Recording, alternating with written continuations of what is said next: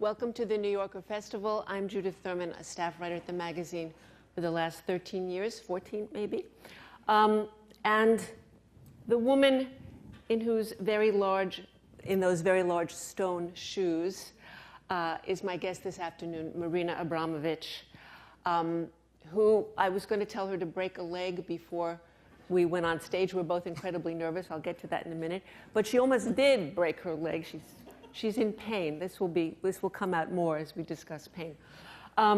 Marina likes to call herself the grandmother of performance art. And she's a pioneer and a master in both senses of the word, which is to say, a great practitioner and a great teacher. She has created nearly 100 boundary-pushing, groundbreaking, and controversial works in the 5 decades of her career, none of which show on her beautiful face, and the career which began in her native Belgrade in the late 1960s. Among her many honors, too many to mention, is the Golden Lion Award for Best Artist at the Venice Biennale in 1997 for an extraordinary work called Balkan Baroque, which was improvised in a way at the last minute for reasons that are interesting themselves. And it's a work of mourning for the dead on both sides of the Balkan Wars, which had ended that year. And it involved Marina abjectly scrubbing 1,500 raw cow bones crawling with maggots in a fetid basement and weeping as she scrubbed. As almost everyone in this room knows, Marina had a retrospective of her work at MoMA in 2010. The artist is present. It was the first such honor for a performance artist. It was the longest work of durational art ever mounted in a museum.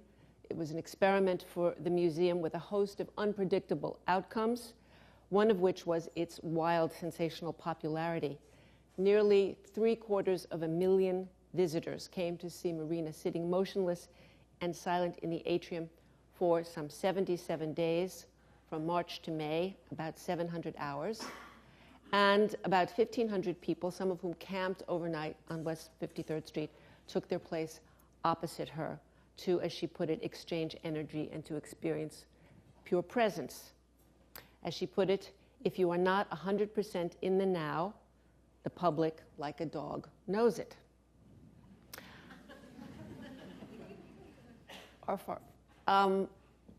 That having been said, it's a bit ironic to be actually having a conversation with Marina, talking back and forth, because most of her work takes place in silence. Because we're all going to be here in the present, please take a minute to silence your electronic devices. And photography is not permitted, which is a general rule for the festival, but in this case is especially pertinent because you cannot take home a souvenir of the experience. It has to be in your flesh. If you would like to tweet about the event, however, please use the hashtag NYERFest. Can we have the Crystal Cinema for a minute? Thank you. Oh, I have to look there. No, Crystal Cinema? Great. This is called the Crystal Cinema.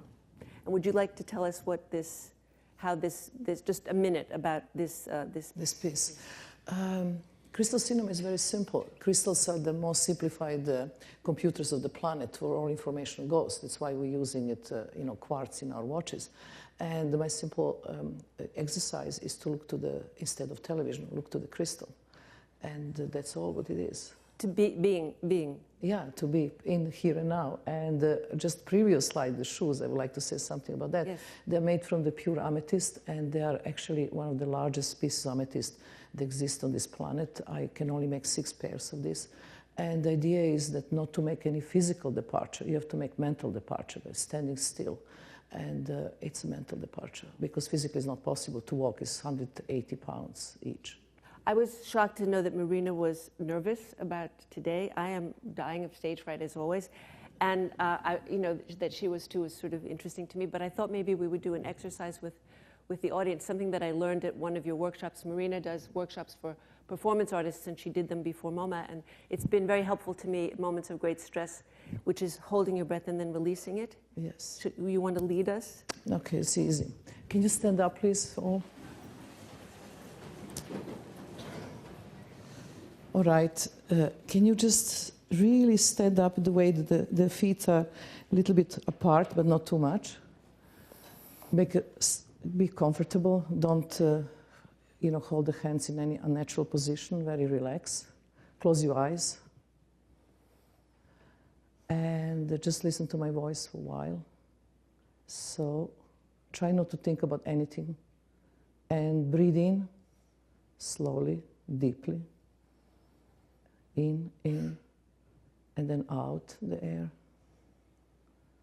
And then breathe in again. Out. And the third time, breathe in. And then out. And just right now, just feel the neighbor next to you. Just feel this energy, which is so invisible, but is present. And just try to feel that space that you occupied. And put yourself in this moment with not thinking of anything. And even if some thought come, just let it go. And we're going to do this for a full minute. Just to be in the present, in this space together.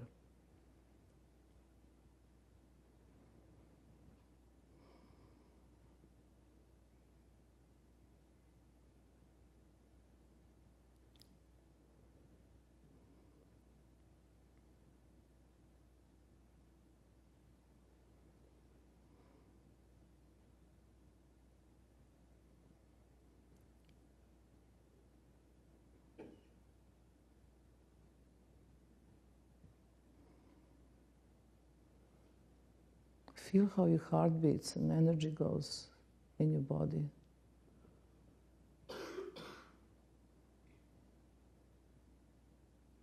Just for the moment, think how you're alive.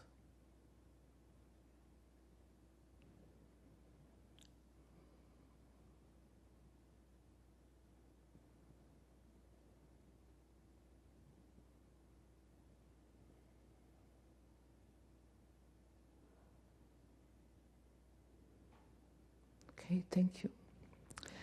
Of course, you can do this exercise at least 7 hours, but No, now this is the minimum.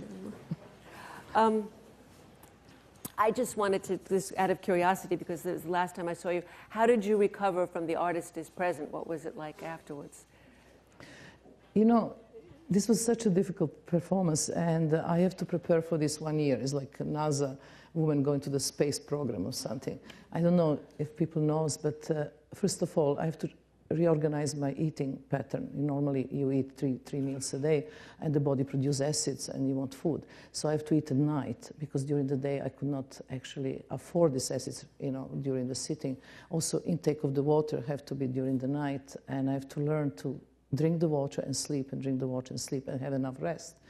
So I have to go back to the old normality.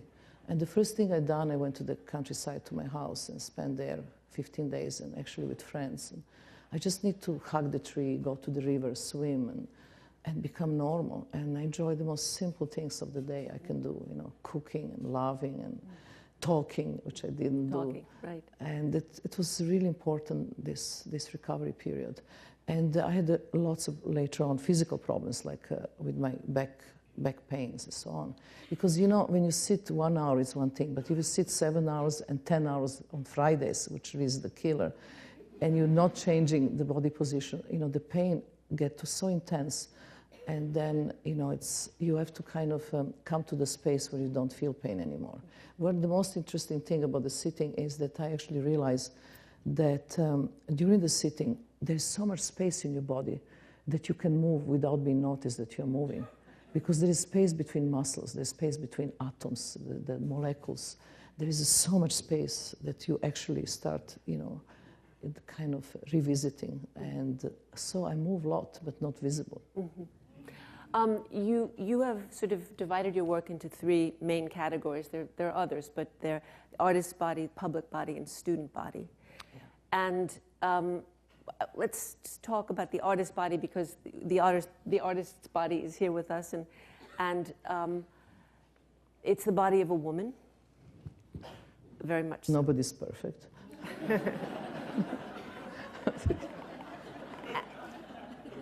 And it's a woman who's been very open about age, about her fears, about her nerves, about her feelings.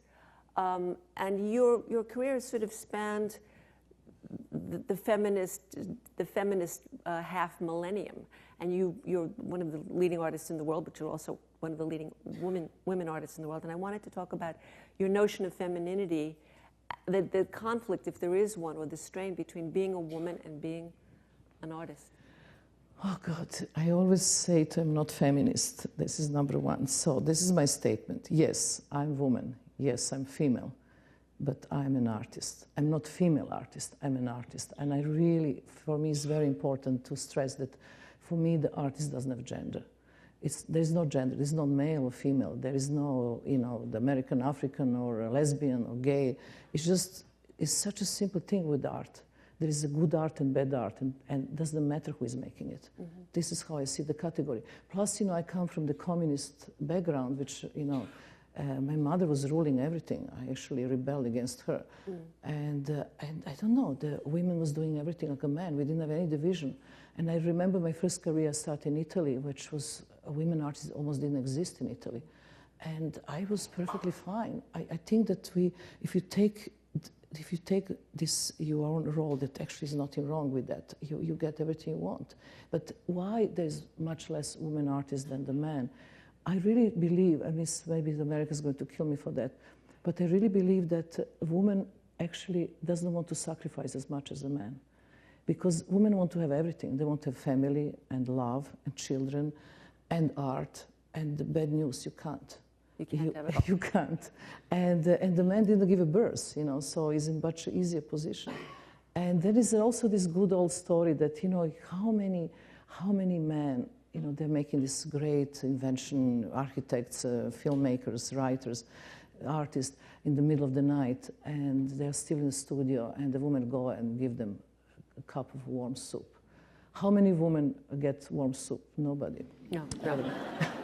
So anyway, I make my own soup.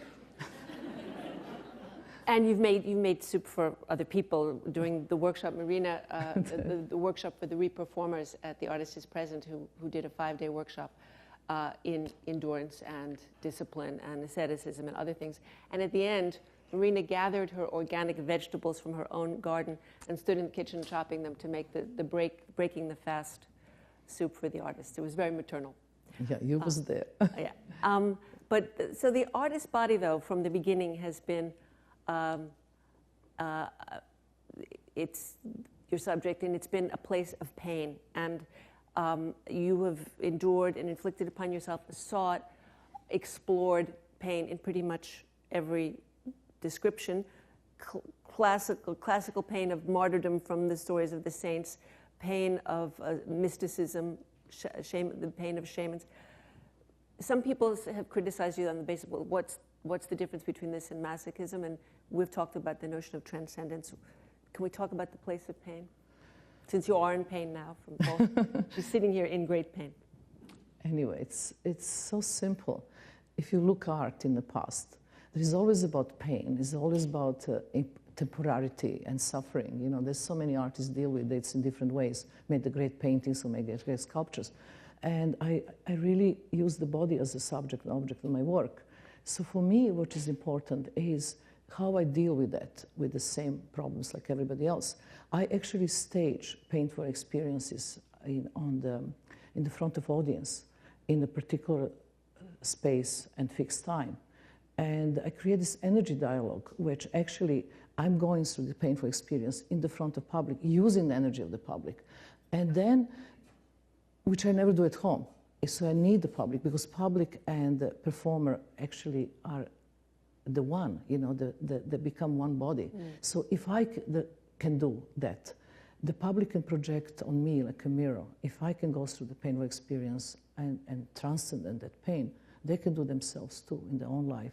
So I become example. Mm-hmm. But you see, all indigent cultures, they have these very heavy ceremonies that's full of the sacrifice, and the Aborigines that go even through the state of the literally clinical dead in some of the making of the high degree of medicine man.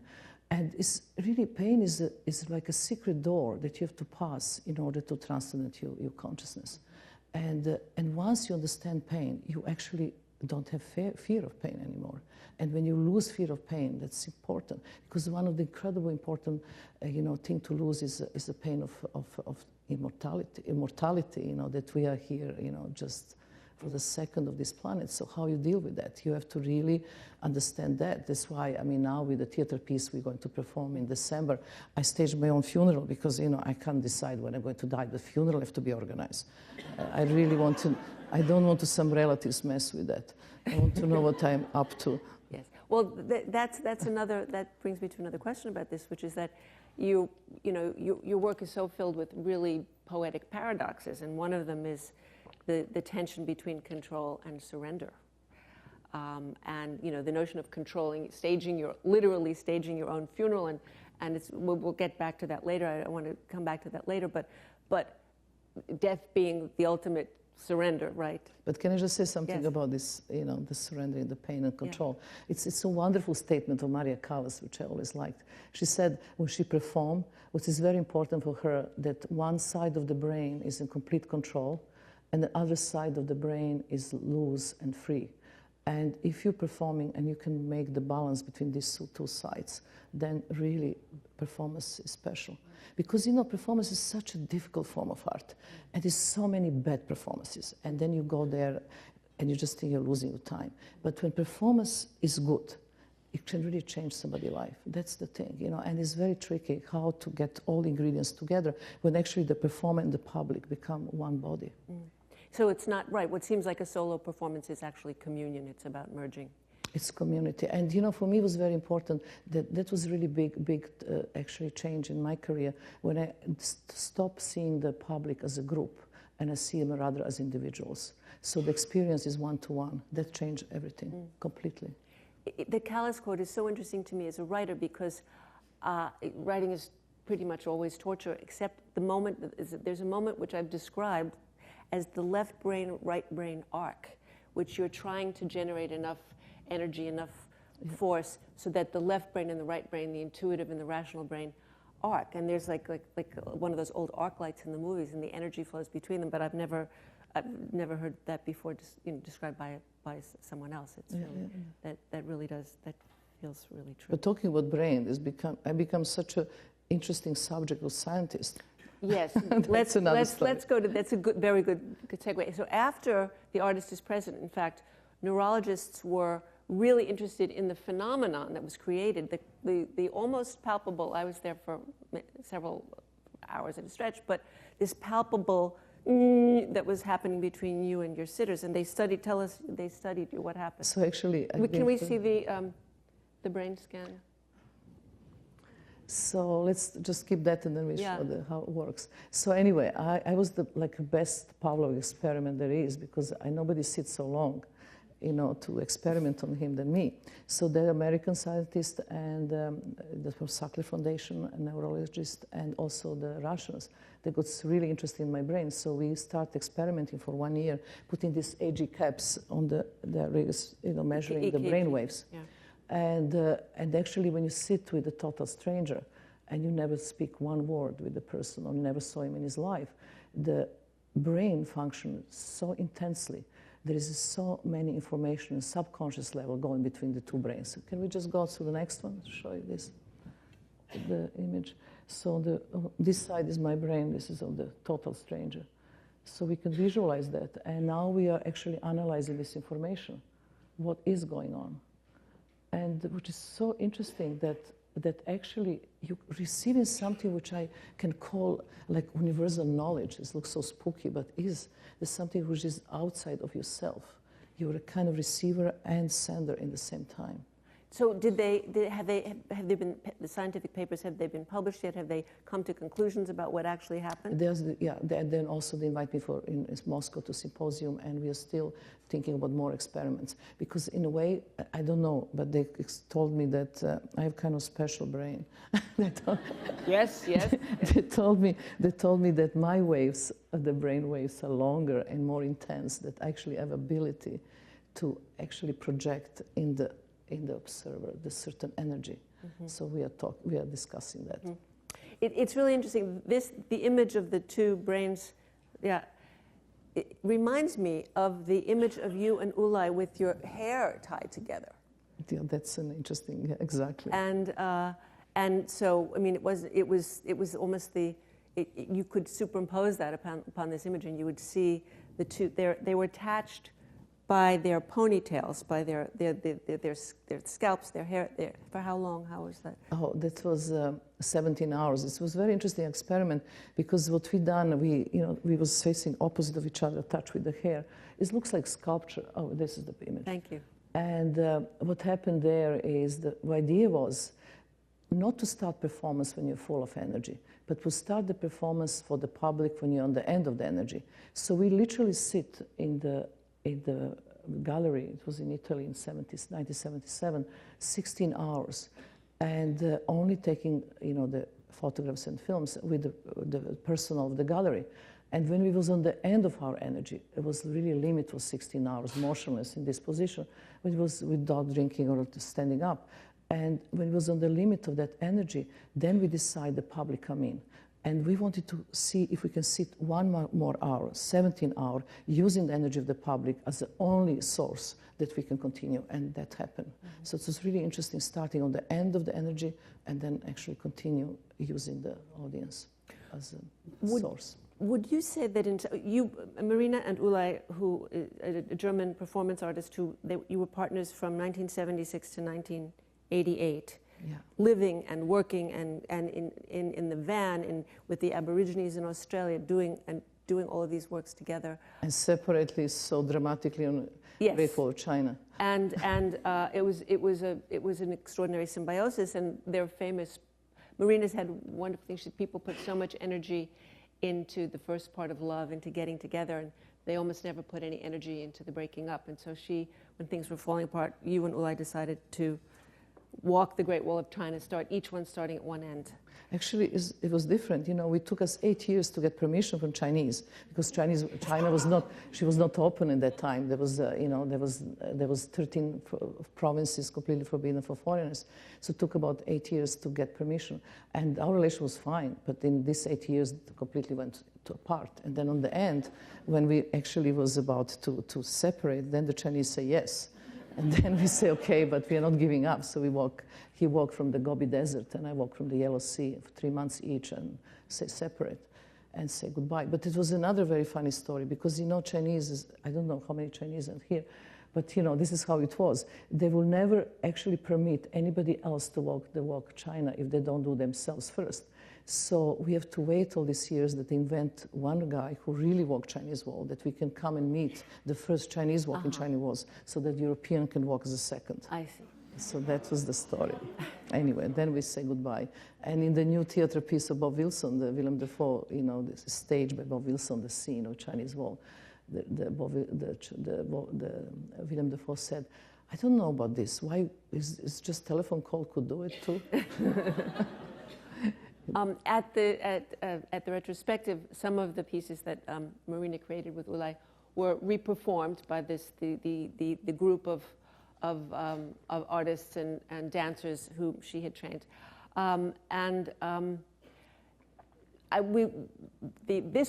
would like to show you a brief video of one that was not reperformed for reasons that you will understand when you see it. It's called Rest Energy, but it's about the incredible trust that underlies all of the pieces that she did with Ulay, and that you seem to have replaced the audience for the partner, that the trust is now with the audience rather than... But, in my life, I only made 2 performances which I didn't have a control. And they're the most dangerous. The boss actually risked the life, and this is the one. But the first one was Rhythm Zero, and I had, also the pistol with 1 bullet on the table, and public literally can kill me if they want to. And this is the one which, Boy and Iro, it's just, facing Iro, my heart, and any of us lose control. It's kind Let's look at it. The sound of this video is the little hearts, is little microphone on our hearts.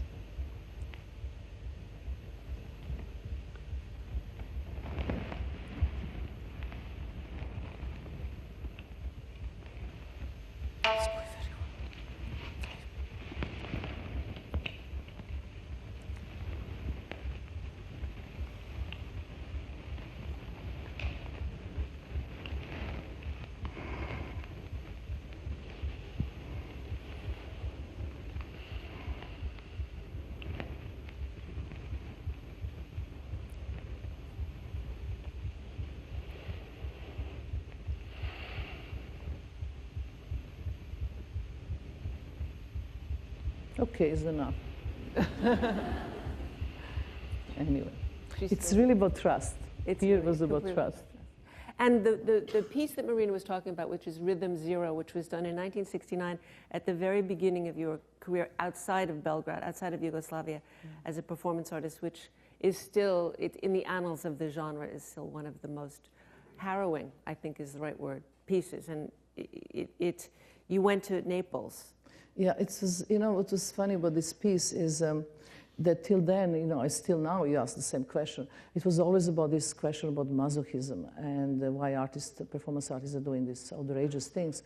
And here, I really wanted to prove that actually, if I'm not doing anything and I'm completely passive, that actually it's the public who can kill you, not myself, because I never want to kill myself. I always try to push borders and limits of the body as far as I can, but not killing. And I only had one sex accident, but let's not talk about that.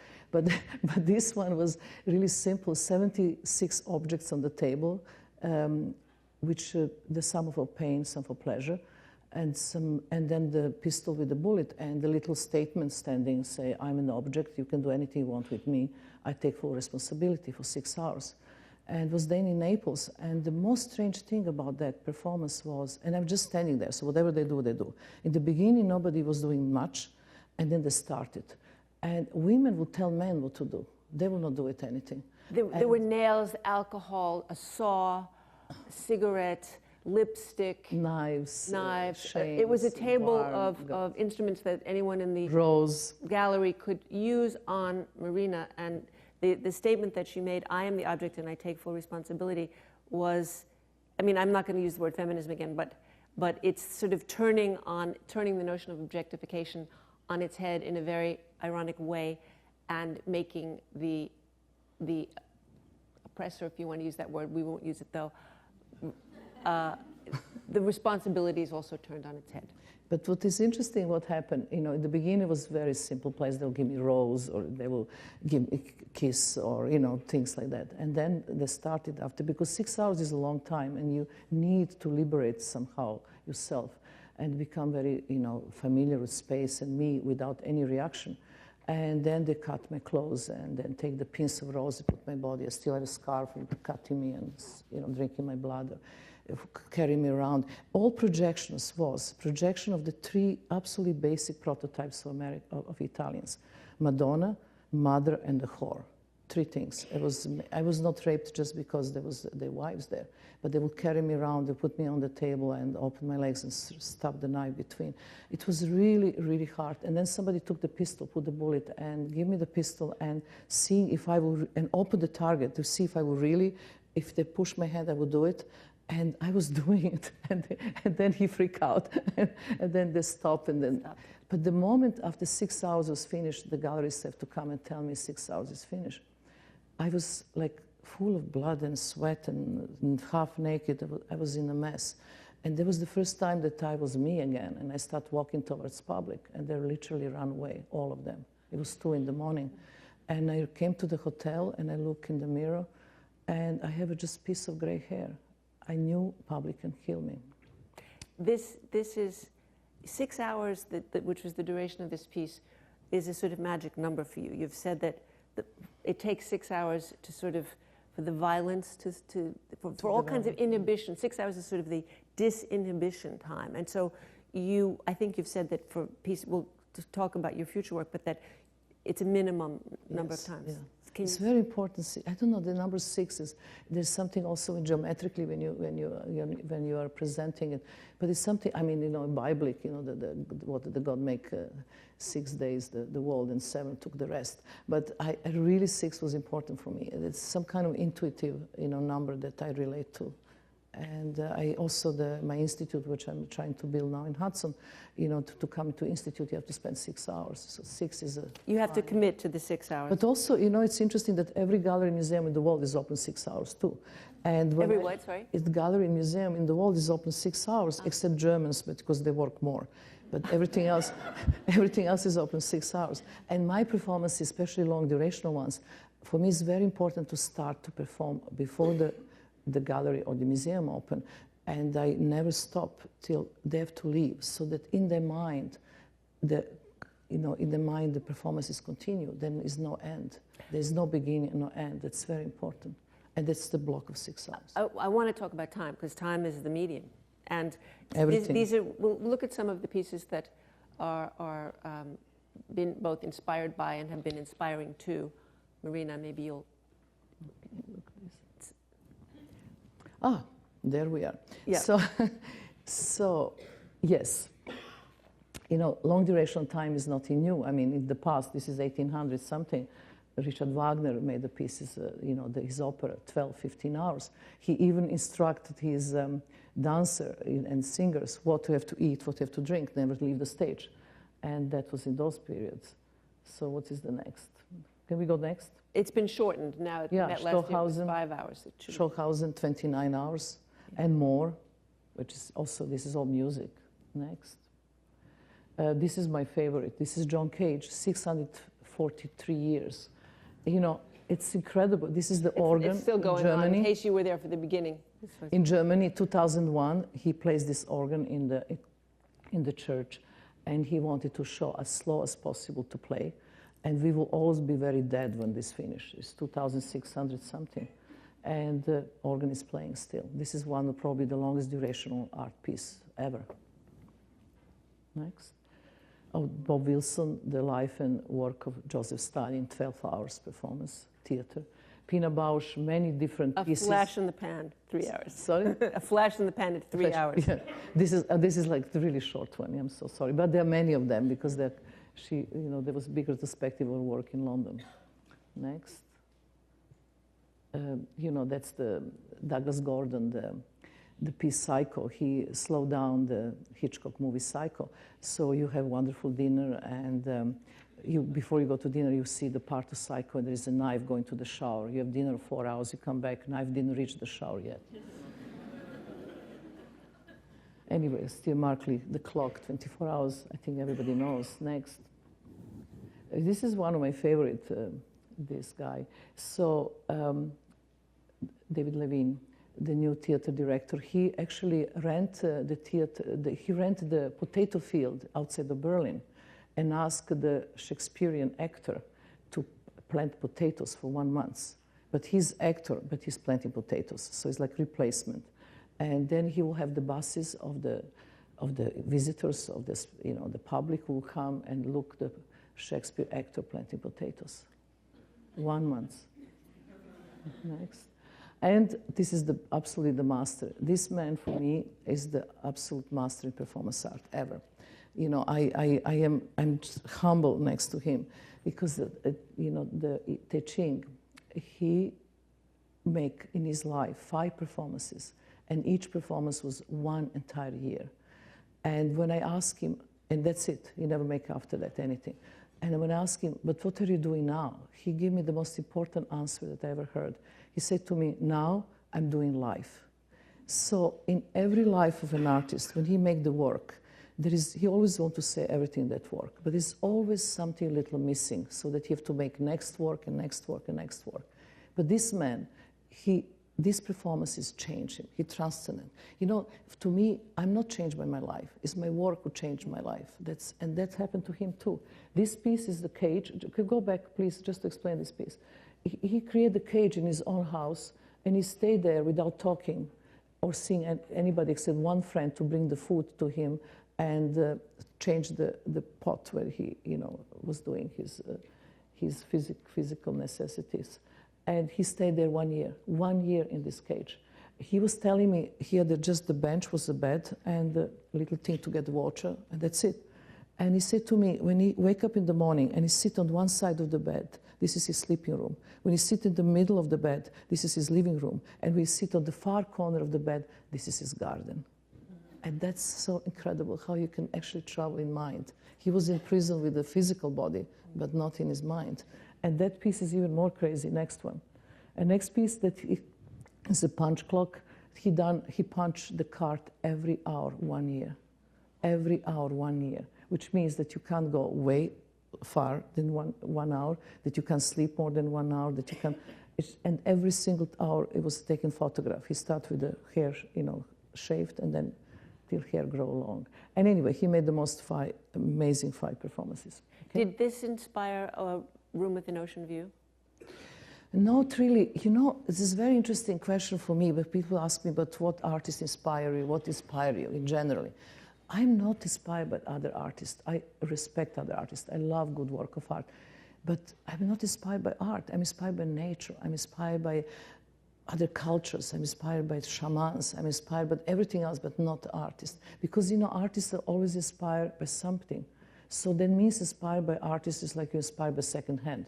Why should be inspired by secondhand? We can go to the source. So I'm not. Well, speaking of other cultures, and this brings us around to the notion of the public, the student body.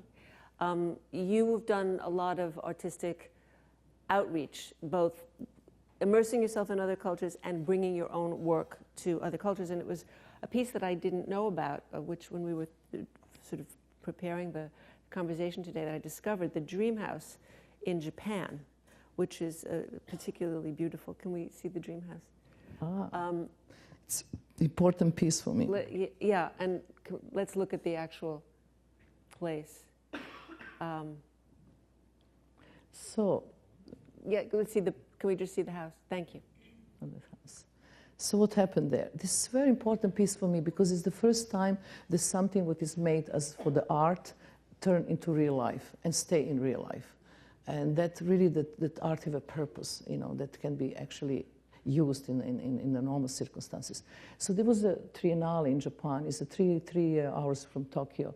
And they invite 12 artists. And it was very interesting because they invite us in very remote area with the people, they're really heavy workers. They are just planting the rice. So there's no culture much there, and just, you know, farmers. And each of us got one village that we have to go and talk to the farmers and tell them, explain them what we like to do as an art piece.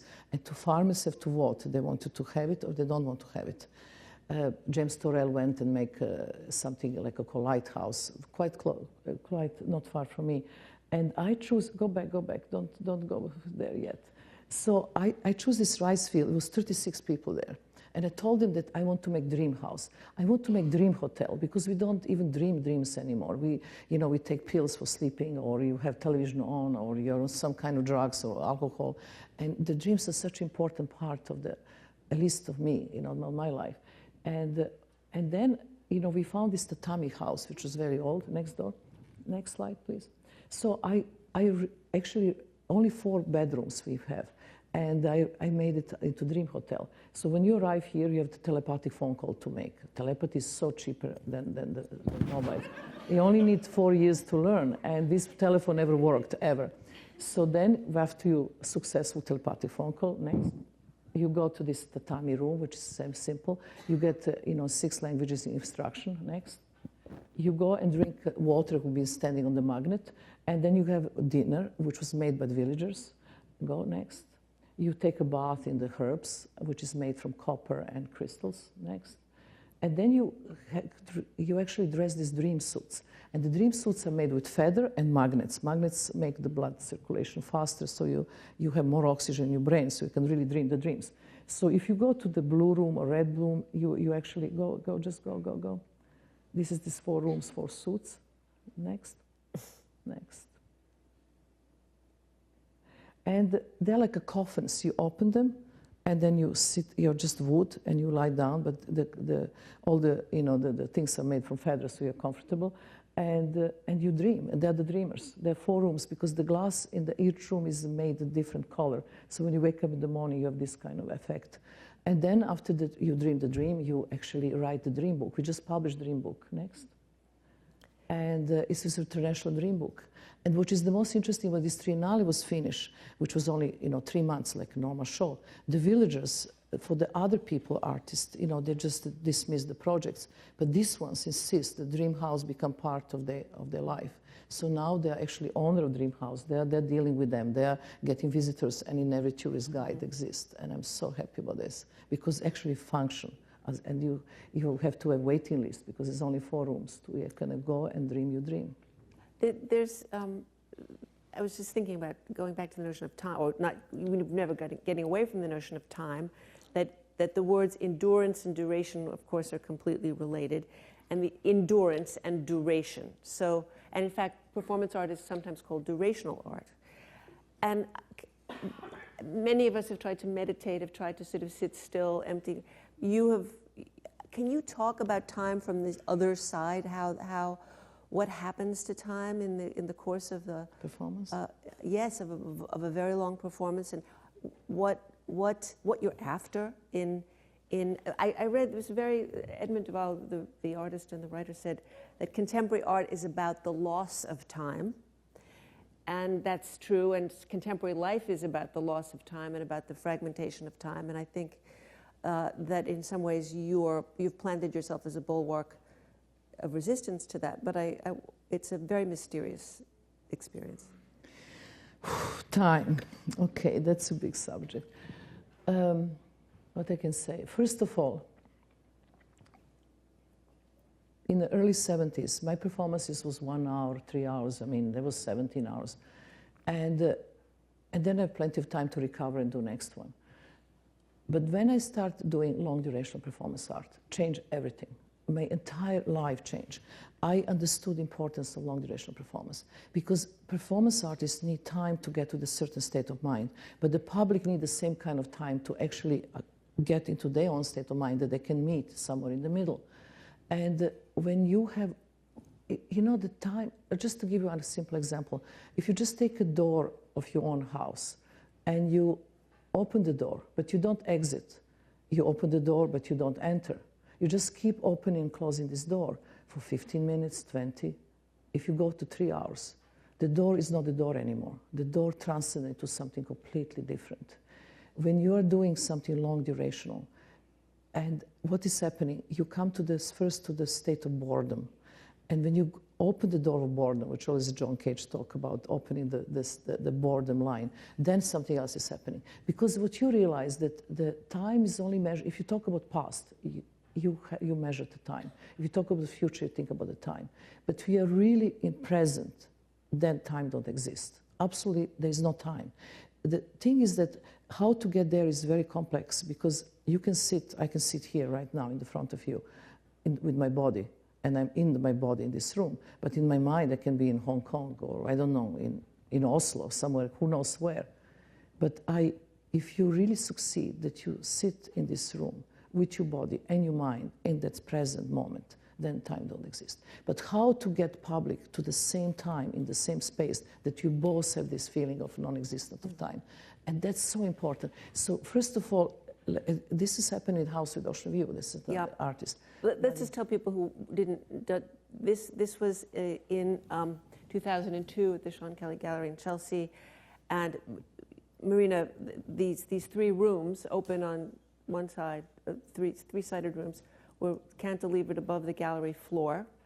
And you may not be able to see in the back, but the ladders leading up to the spaces, they're interconnected. The ladders, the rungs of the ladders are knives with the blades turned up, which is a discouragement from going down them. And or if you really, don't care about body pain. And you lived there in the public view, in silence, fasting, with only water, towels, and clean clothes for 12 days. 12 days. And the public could come and go and just watch her. There was a telescope in the back of the gallery.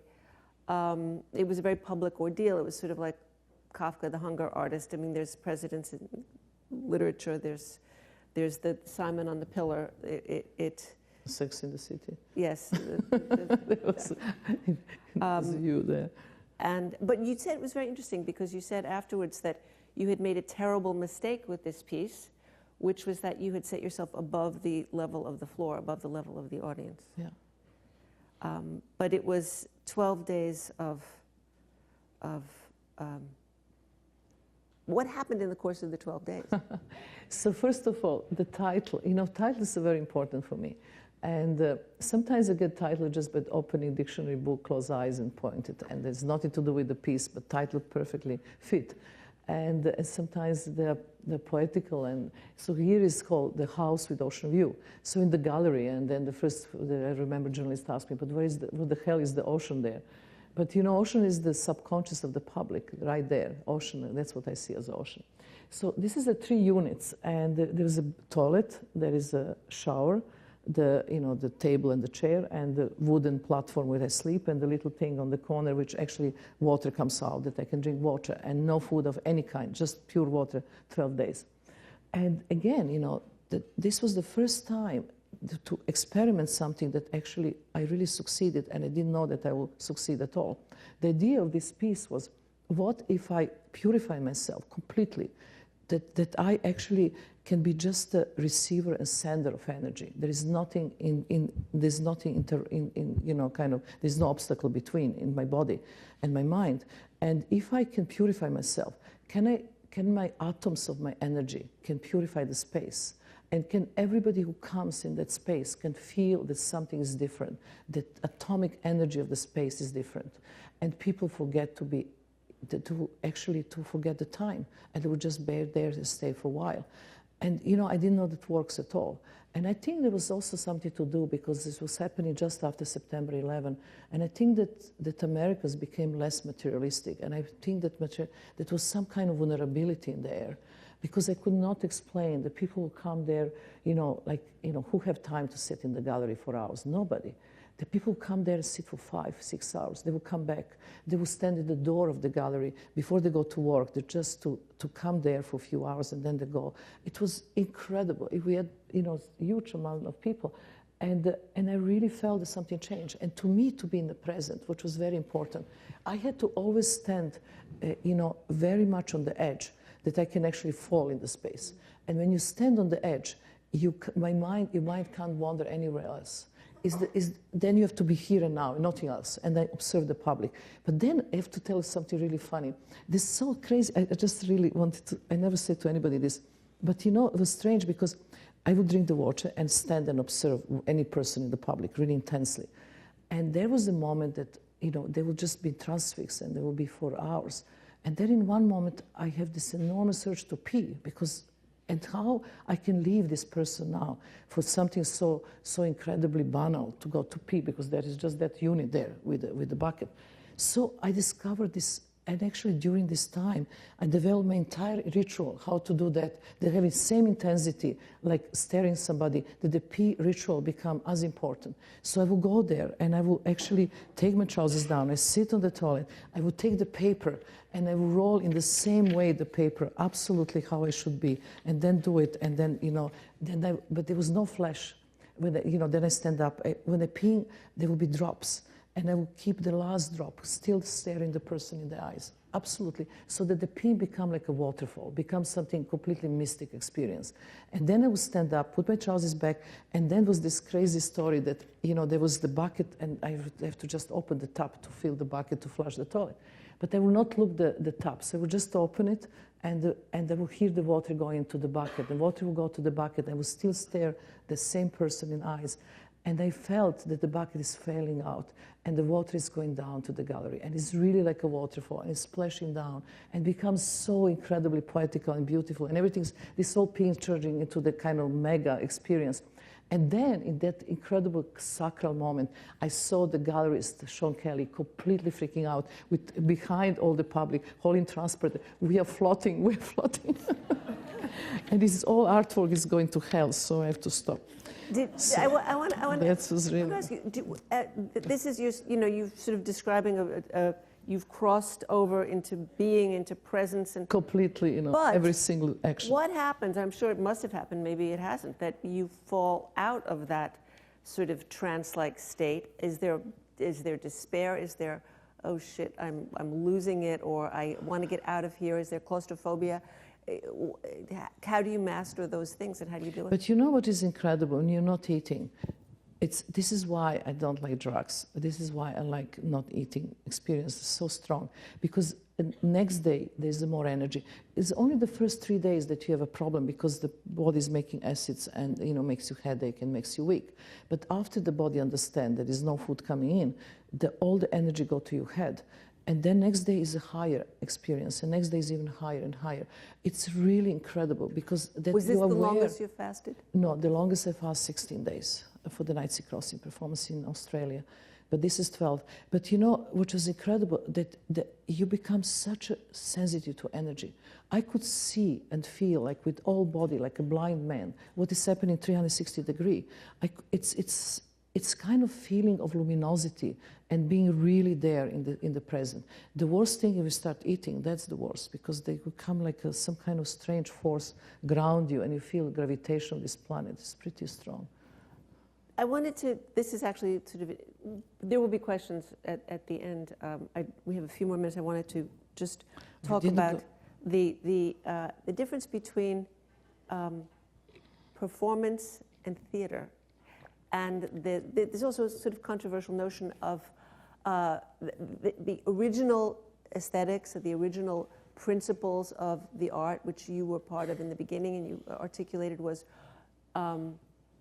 it's about time. In other words, it's ephemeral. You can't hold it. You can't keep it. It can't be reproduced.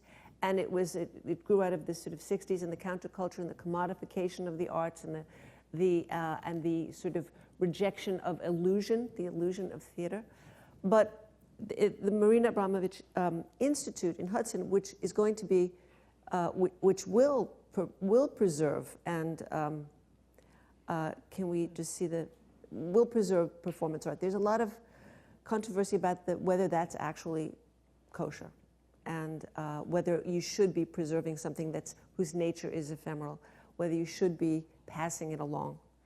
And some of your peers, the early performers, have been critical of this idea.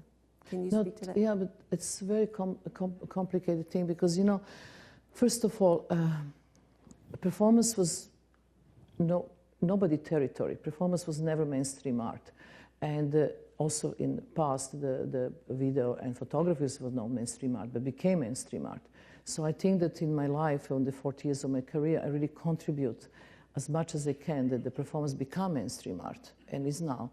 And in 2002, when I was making the piece, 7 Easy Pieces Guggenheim, this was really lecture, because in those days it was nobody territory art, and then the performance was taken from everybody. The television, the theater, MTV, the fashion, the designers, the whatever. They would just look through performance books and take out of the images and create different context.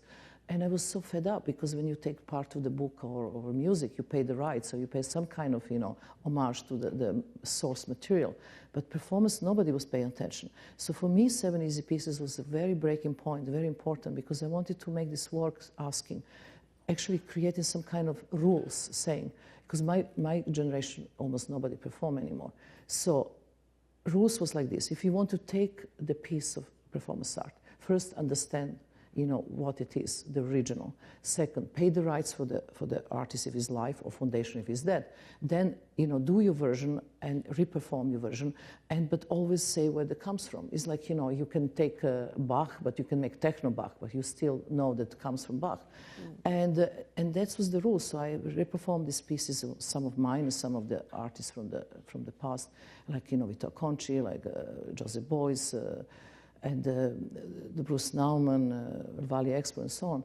But and then I come with this idea of reperforming, because performance is time-based art. Performance is a material form of art, and you have to be at the place when it's happening. Everything else is documentation, which is the second category. It's not art. The video or film or dead photographs in a book, that's not what is performance. Performance is life experience. And even if the person reperforming, even if he bring his own charisma, even if he change the concept, I prefer to have it, seeing it live, than have not. And this is, now which I open this whole idea of reperformance. So in the MoMA show, my piece has been reperformed, but only the pieces who really involved the life injury and danger, I don't want to give permission, because I don't want to be responsible, but everything else can be reperformed. And this is the huge criticism, because the artists, my generation felt that they don't want it to be reperformed. This is their work and that's it. But I think they're selfish. I think that's not right. I think that you should go away from ego and let this work live without you, like let children grow. And this was my attitude still now. So the institute, you see, it's about this kind of work, but also everything else. That institute in Hudson, which I like to build. We'll just look at some of the projected rooms that will be this very ambitious project. When we first talked about it, it's a huge ambitious process. It will kill me on the end, but can we I just have see the chambers? So basically what I try to do, I try to make cultural spa. I want to make something. Just let's stay on that. Can we stay just on the building? So I want to make cultural spa. I want to make something like a new idea of Bauhaus. I want to make something which art, spirituality, science, technology got together and changing human consciousness today. And oh wait, where is the entrance? Can we go to the entrance? We actually have to. Did we get entrance at all? Entrance is so important. Orientation hall. Where is orientation hall? We only Alison, you don't have a orientation hall? We're running out of time. Oh no. Anyway, orientation hall is very simple. You go into institute, you have to sign the contract, but you give me word of honor, which is very old-fashioned, that you have to stay there 6 hours. You can't just go for 5 minutes, or you don't go in at all. So you give me your time, I give you experience. You have to take your watch, your BlackBerry, the iPad, whatever, computer, put in the locker. You get white coat, it makes you change between being just a viewer into experimenter and democratic, everybody's same. And you had headphones to block your sound. And then you go into these chambers, which actually condition you to see work of art, which is long durational in any category of immaterial form of art, because it's immaterial institute. You have to be theater, the music, the film, the video, the dance, and performance. Are you really secretly conditioning people for space travel? I have no idea how much I would like to go. I always want to know, I was always interested as a kid, not just, to go to universe. I was interested always with this major question, what is behind universe, you see?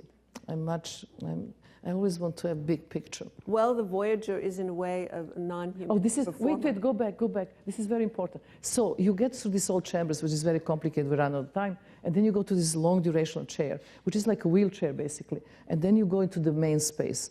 And then in the main space, you see something which is, again, very long durational.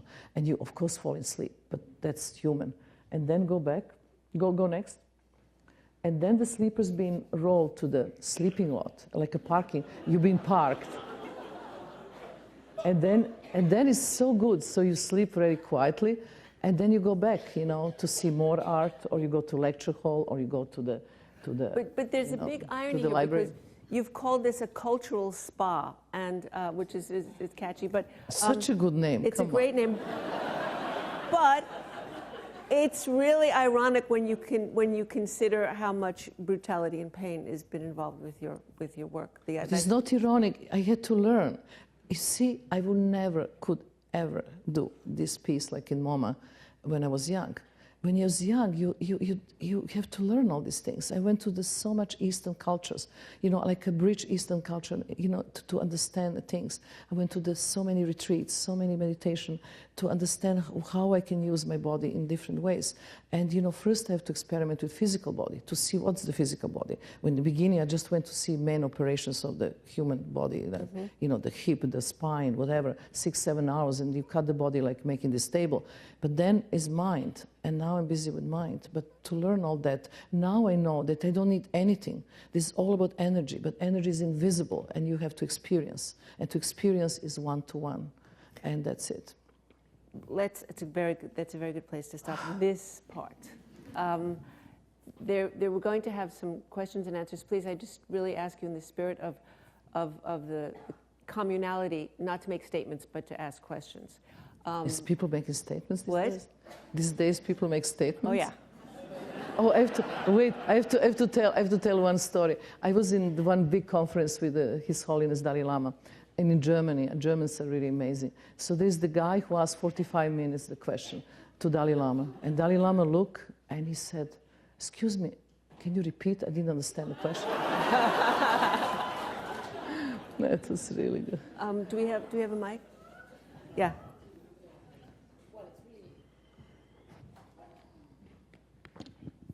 From what you've been saying, it's really easy when I can guess, know what you think, but what's going to happen when we die? What's after? What's happened with? When we die, after. You really want me to answer this? Yes, so what's, yeah. What is after that? Yeah, what do you think about that? What is after that? I really feel like total death, completely dead. So I'm no not more Dalai Marina. Lama, but What is after that? Marina will tell us later, after the funeral, right? After the funeral. No, you know, I really believe that energy, you know, that we are just energy and light. That's what I believe. And I think that energy is indestructible, just change different forms. That's what I believe. I don't believe in a kind of, I don't want to say what I don't believe in. I think it's transformation of energy, that's all. Yes? It's much longer story, but I can. We'll work our way back. Hi. Since you've lived in different parts of the cities and speak different languages, I was wondering how does language play in the process of making your art, or does it even have a place? You know, it's so funny. I left Yugoslavia, and I mix up the language. I don't sleep. It's like 40 years, and then really missing the words, and I don't talk so much that language anymore. I speak Italian, I speak French, I speak English, but I don't care about language. I don't know. I think in visually. I think in images, and I also don't. I don't see nationality. I don't feel like I'm a Yugoslav artist or American artist, or I live in Holland, I'm not Dutch artist. I work in Germany, I'm not German artist. I really see the planet as a studio. For me, is the planet. I'm always busy with big picture, and I feel intuitively I can understand languages. I learned 300 words of Aborigine language, and I think that the communication starts when words are not involved at all. And this is what I prove in Artist is Present. I have this guy who sit with me 21 times, and without speaking one word for hours and hours. The first time he sit was 7 hours. And I knew this person better than I knew, I don't know, my brother, just in non-verbal communication. I think that we put so much emphasis on language. Actually, silence is so much more important. In the Platonic version of this conversation, we would have just looked at each other. Yes? Yeah? There? Yes? I'm curious as to what you think happens after you work through the pain. What's after the pain? You know, it's really, how I can explain that? It's a fear of pain, which is very important to conquer. But also in your body, when you really understand pain, you can get into the place where there is no pain, where actually is no pain at all. And you know, I don't know, I just can give some, I only can say for my own examples, like I will sit in one place and not move. And then especially this was happening not in this performance because I learned certain things, but in the performance was called Night Sea Crossing, which I 16 days didn't eat. So I would sit in this chair 1 hour, 2, 3 hours, let's say around 3 hours. The pain will be unbearable of the same position, when the muscles come to kind of spasm. And when you say to your mind, you know, I'm not going to move, and the mind is telling you, I'm going to lose consciousness, you're going to lose consciousness because this is impossibly painful. And when you say to yourself, so what the hell, just lose consciousness. At that moment, pain completely disappears. It's incredible, it's not there. It's something to do with the fight between body and mind. And when you really don't care anymore, the pain is not there. It's so strange experience, but that's what I had. wanted to ask another question related to that one, which is you've said that the pain that you inflict on yourself in the course of a performance is entirely different from the accidental pain of daily life, like you injuring your foot now, and that you cry when you cut yourself peeling potatoes. Yes. So it's the notion of not being the helpless victim of pain that's inflicted upon you. Yeah. Because it's different when you get accidentally something, but it's very different if you stage something in order to learn and go through the experience. Then it's very different, and then you are actually in control. You know, that's the thing. But when you're in control, you can also, what's happening in your life, you can actually reflect that feeling and see how you can control life too. But does it apply to emotional pain? Emotional pain is the worst. That's the disaster. You can't control that. It's so hard to control, but you can work on it. You can, but it takes time. Yes. Let's not go into that. Okay, more questions? I'm sorry, I can't see here. I'm a little bit blinded. Yeah. First, the person here in the blue jacket, and then I wanted to know, on your artist statement, you mentioned that artists should not be an idol, but you became an idol after the artist present. How do you feel about that? But you know, when I say the artist should not be an idol, this is not that he should not be an idol to anybody else who projects. It's more about idol to himself. Because then when you really put your ego so high and you think you're genius, you're with the God and we can do whatever you want, that's the most dangerous thing to do. I never want to be idol to myself. This is what I meant. But you can't prevent people projection. You know, everybody can project whatever you want. When when I'm doing performance, I'm not interested how I'm going to please public or not to please public. What I'm interested in is how I can deliver 100% of myself. And only if 100% is good enough. Otherwise, all energy, all this dialogue, everything we talk about fall apart. As we said in the beginning, audience really feel when you're not present. Audience really feel when things are not good. They are like they have the animalic, touch. They leave, they lose interest. So I am only interested in how I can deliver 100% and how I don't think that how to be humble. That's very important. Humble. Artists should be humble. But I also think that... And if you project an idol, what I can do? But I answer every of my emails. I talk to everybody, talk to me. I never behave like an idol in my real life. As a biographer, I've also Marina's been the subject of a very good biography by James Westcott, the yes. death of... how is it called? When Marina Abramović died. When Marina Abramović died. Yes. But what you see with people who do become idols to themselves is that they're literally petrified by fame to the point where they cease to change.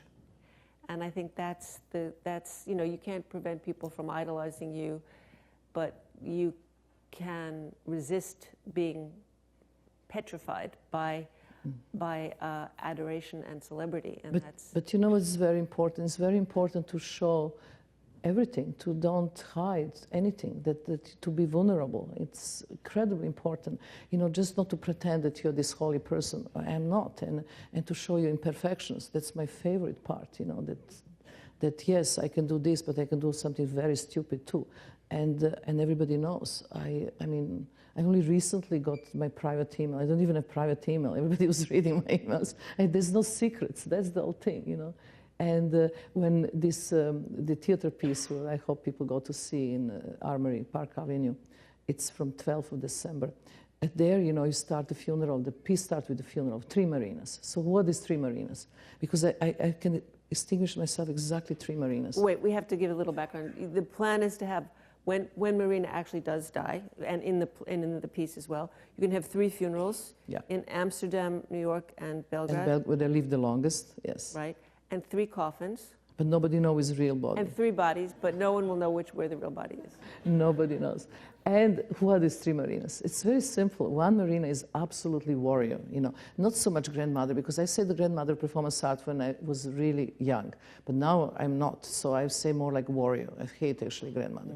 So when I'm the really warrior, like really, go for the battlefield, and that's the one. And another one is very spiritual, and the third one is really stupid and little and emotional and like lots of chocolates. There was a person, yeah.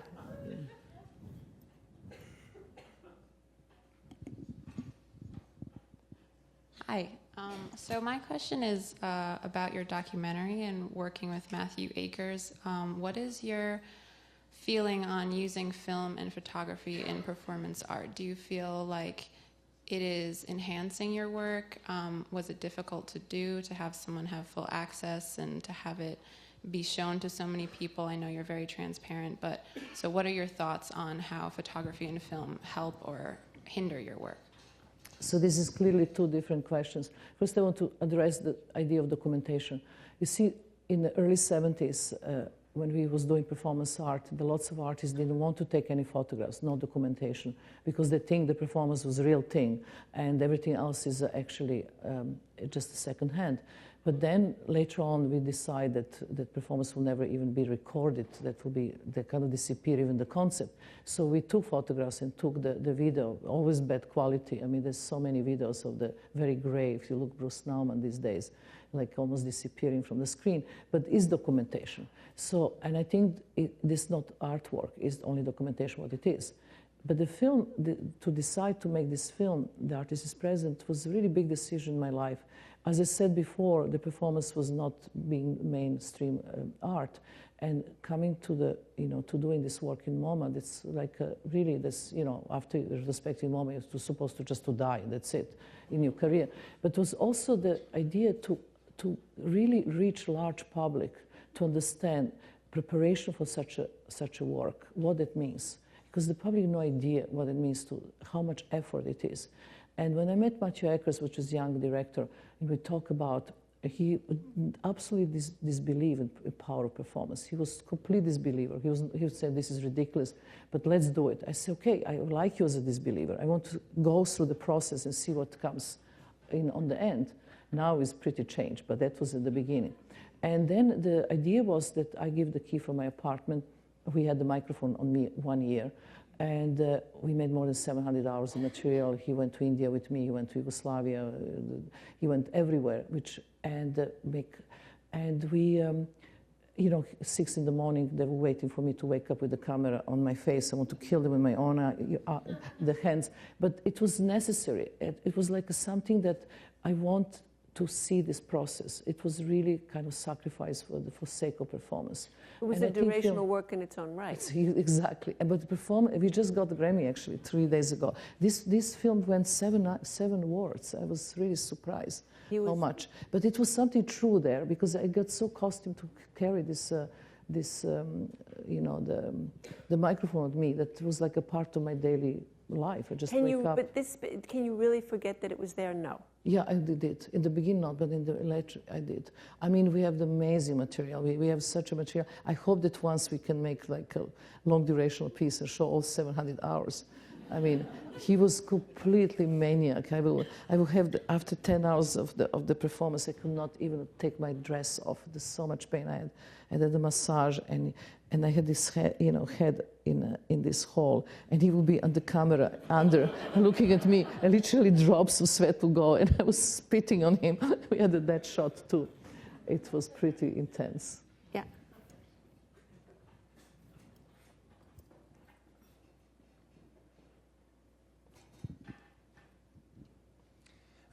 Are you afraid of anything? And is your art a way to overcome a number of fears?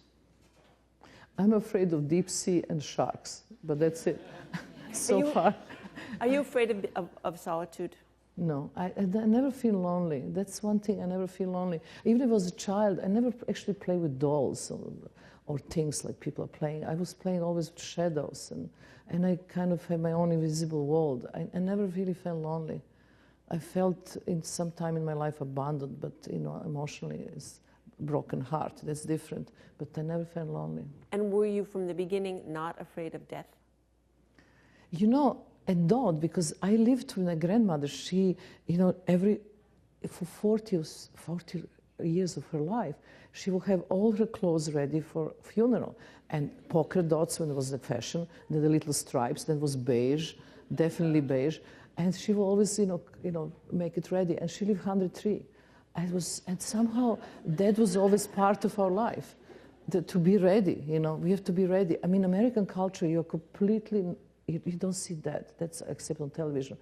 But if you go to these other cultures, you do. I mean, there's a crying women. We have this old traditional crying women. Somebody cry. You go, you actually hire crying women. If you're rich, you have more crying women. If you're poor, you have less. But they cry on funerals. And this is a big celebration also. The whole idea, my dream is these 3 funerals. So are you going to hire criers for your funeral? I already have a song for this funeral. I'm totally ready. And then I... What are you going to wear? Not beige. But a part of this, I want Anthony Johnson's to... He didn't say yes, but I think he will be so sentimental when I die that he can't refuse me to sing I Did It My Way, definitely. hold them to it. Those of us who are probably. But can we have some serious question to ask? Yes, we have finish? some serious questions. We have time for one or two more questions. Okay, one. Yep. Sir, you? Yep. Oh, I was curious, and sorry, forgive me for my ignorance, but have you, I think the concept of licensing your work of licensing performance art is really amazing, and I think the mission of creating a precedent for that could be really important for the future of performance art. I'm just curious, have you licensed your work? What do you mean license the work? Do you give permission? You let people reperform? Yeah, people will ask me to reperform the piece. They will send me the request, and I will tell them yes, and I will help them with more information, send the material, have conversation with them what would be the best way to do it. But it's really tricky because it's like same with the music. You can have the great cellist, and you can have lousy one. So it's very important who is performing your piece. So I actually I do lots of research in that. And when I was doing reperformance, the audition for the reperformance in MoMA, I auditioned more than 400 people. And then we choose about 52 to reperform. And what is really interesting about that is that most of the reperformers are people come from dance and not from performance. And why is that? Because the performance body and dance body, they're two different types of body. But the performance body, the people are always working on the willpower. And they say, okay, this performance is going to be so much time, and I'm going to do anyway. And they do it. But the dancers, they're practicing every day, and they have perfect condition. But when we are doing something 3 or 4 hours, or 10 hours, or 3 days, it's okay with the performance body, but not when it's 3 months. You need really somebody who has stamina and everyday routine. And then you have to go to dancer body. That's kind of interesting. So now I'm really, my biggest dream is to create also this school, which is called Abramović method, which actually train people, young performance artists to can do the endurance performances. I can reperform pieces not mine, but anybody else who wants to. I think there's an implication also in the question: do you get royalties for your pieces when someone else reperforms them? Yeah, they have to always. This is all thing that I established in 7 Easy Pieces. You have to mention where the piece come from. When I done. Joseph Beuys talking to the dead hair about art, I say Joseph Beuys talking about dead hair about art, the time when he made this performance, reperformed by me. This is how it should be done. They always have to be referenced. And then one more question, yeah. You talked today obviously a lot about energy. What kind of energy do you get from New York City? Somebody told me a really interesting thing just a few days ago, that entire New York City is built on granite, which is very dense and the most strongest stone there is. So the energy is never absorbing, it's bouncing back. And look the mess we are. I mean, it's bouncing, it's not clay, it's not something absorbing, it's actually bouncing all the time. And it's incredible nervous energy, it's good, bad, everything together. But once Susan Sontag, I was very lucky to be a friend of her last 4 years of her dad, she said to me, once you live in New York, you can't live anywhere else. And she's pretty right. We're going to have to end here, and I have a proposal that instead of clapping to show our appreciation, we sit together in silence for the length of what applause would be, 10 seconds. What do you think? Wow, that's interesting. I loved it. Thank you. Okay, please close your eyes. It's always better. It's easy.